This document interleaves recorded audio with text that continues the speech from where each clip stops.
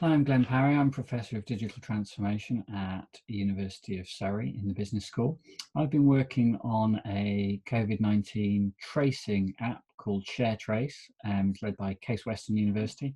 And the team really is transdisciplinary. We have computer scientists, we have business people, we have designers, we have general engineers. Initially, the team formed around a hackathon and really was quite diverse, coming from many continents. Now it has slimmed down quite a bit. It's mostly now UK and predominantly people from the US.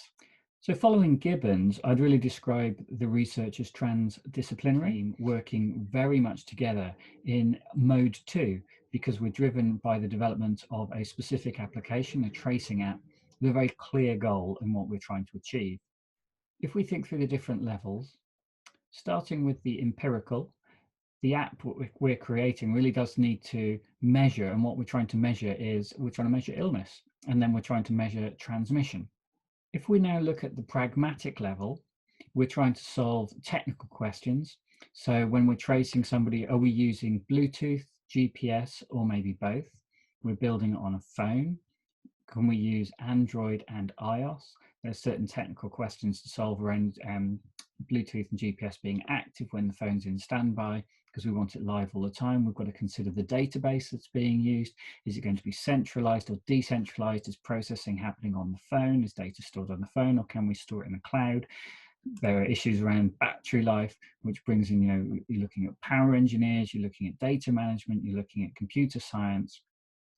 And obviously the business model behind that. How do we make this thing stack up? Who's going to pay for it? How do we get adoption? Those are the sort of questions we're asking there. So if we look at the normative level, the social design of the system, how do we ensure we protect people's privacy and yet at the same time provide them sufficient information to help them protect themselves against virus? So we've got to look at this social interaction, the behavioral use of the system, and to ensure we don't alienate people within the community because of their use of the app.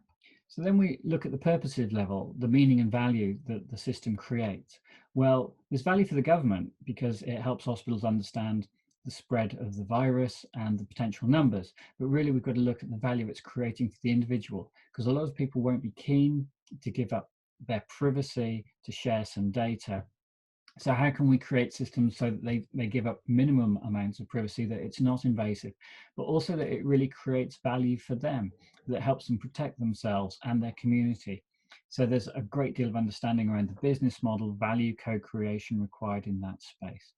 So you can see there's a lot of thinking behind this that really does cut across all those levels, because we've got to solve all those problems simultaneously in order to create an app that is acceptable to the community. And that's truly a transdisciplinary challenge.